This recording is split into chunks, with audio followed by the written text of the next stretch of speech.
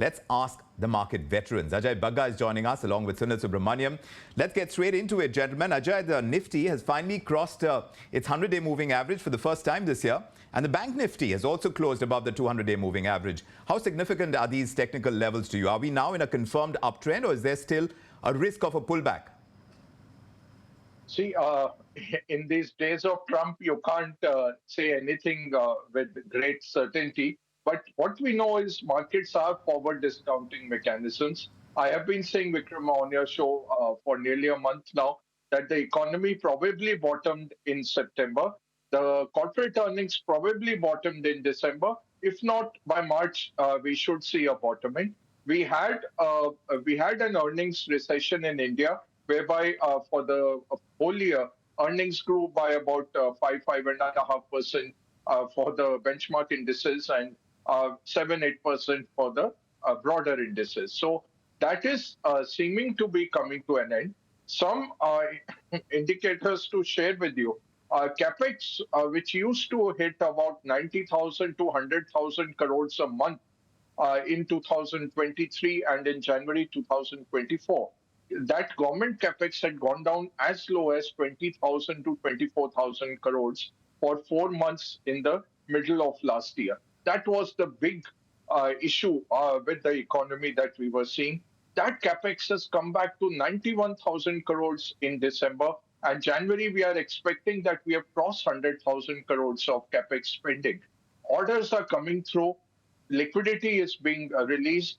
The economy has turned. RBI has done 3 very significant changes. First time in 5 years, there's been a rate cut. So a very restrictive policy, which was really throttling the industry, has started to ease. They put in massive amounts of liquidity. Tomorrow also 50,000 crores of OMOs are being done. So massive liquidity being brought in and macroprudential easing. The very heavy-handed capital requirements that had been put. Maybe that was required in 2023, but it had unintended consequences.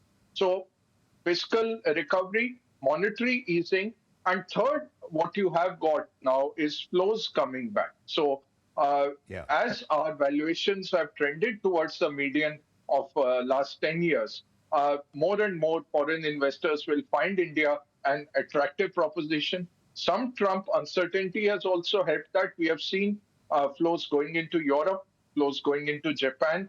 China has got $13 billion in this year from January 1 till last week. India actually saw outflows of nearly $8 to $9 billion in the same time. And now we are seeing the flows reversing. So I think it's a combination of those three.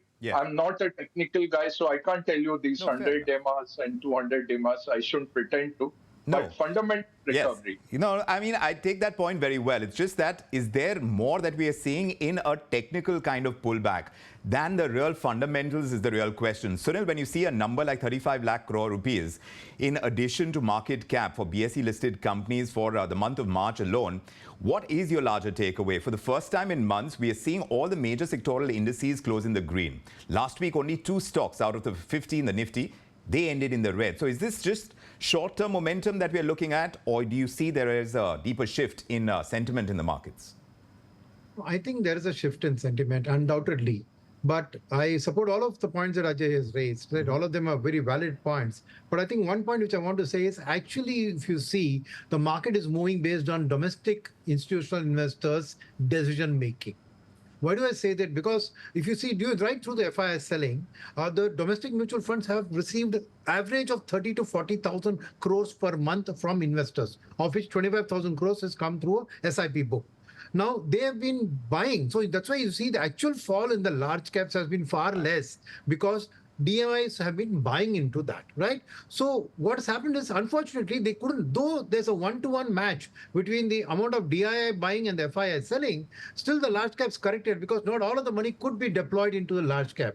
Right? So large caps had to fall. Why? Because the composition of the flows means the retail investors are actually giving half the money in mid and small cap funds, especially in the SIP, and half the money in large cap or flexi cap. So where I'm coming from is that the DIIs have been actually booking profits in small and mid cap over the last 6 months in order to be able to buy some large caps. Right. But what's happening now is that what Ajay pointed out, the bottoming of the market. So the previous quarter's earnings, right, they reflected the bottoming because they think on a sequential basis, the earnings were better. But what happened was that the market had not readjusted to that, and they were still expecting better earnings. So the consensus earnings were, not met with, and that's why the markets corrected. But now what's happened is with the bottoming, the market's expectations have got lowered and the valuations have also got lowered. So now from a bottoming, I think it's not a V shape, it's going to be a U-shaped recovery. But what's happening is that the next quarter, I expect the consensus to be beaten by the sequential rise in the market. So DIIs now, Yes. actually, though FIs have come in a relatively small way, I think there's been some short covering of the shorts that they had done.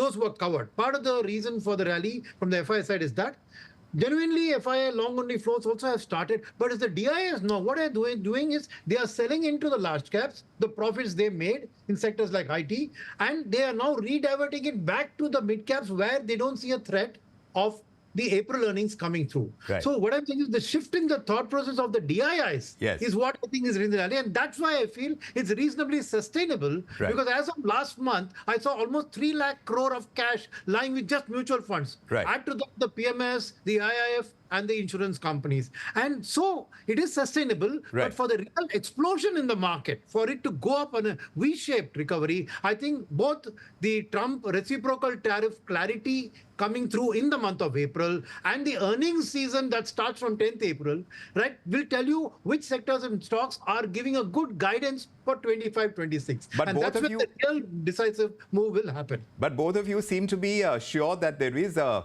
strong uptrend that's happening. Whether DIIs are going to drive it or FIIs have been a sentiment mover in the markets. You'd concede that much, Ajay.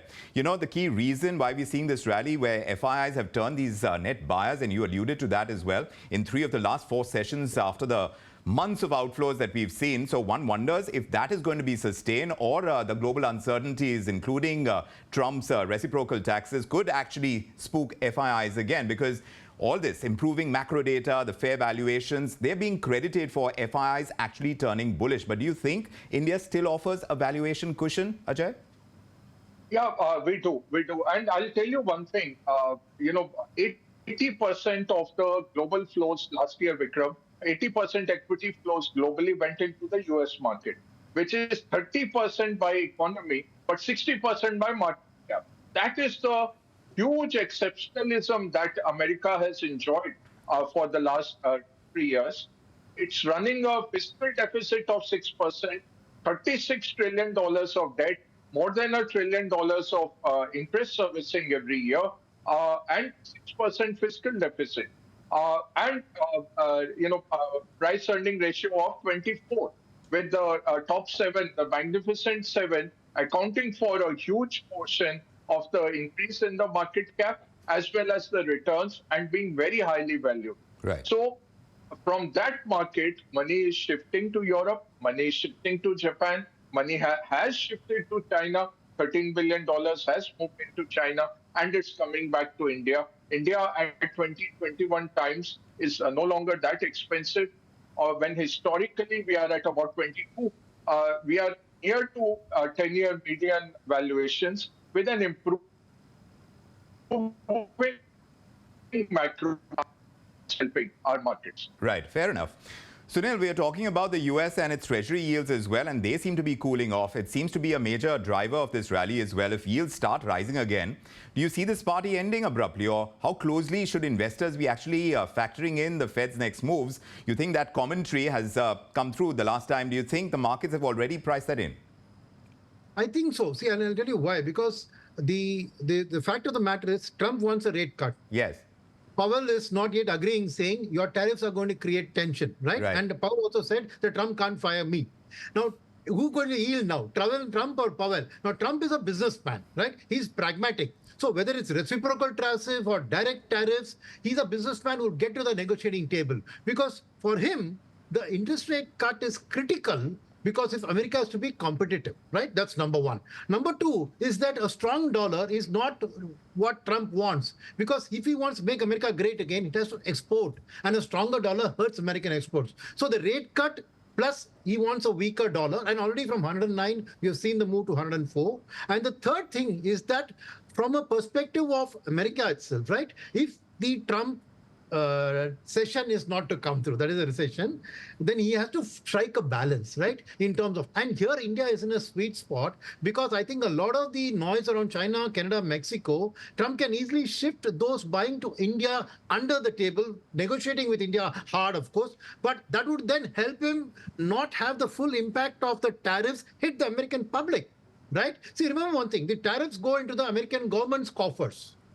And those tariffs hit individual companies in the respective countries, right? So now, if Trump negotiates that, and I think that he's pragmatic enough. See, Yes. he creates a lot of bluster, Yes. right? The bark is worse than the bite, they say, right? Yes. And ultimately, he wants to extract the best value. Right. And I think that value, India stands in a pole position, because not only this, I mean, the Modi-Trump friendship has been talked about, but politically, America needs India as part of the Quad.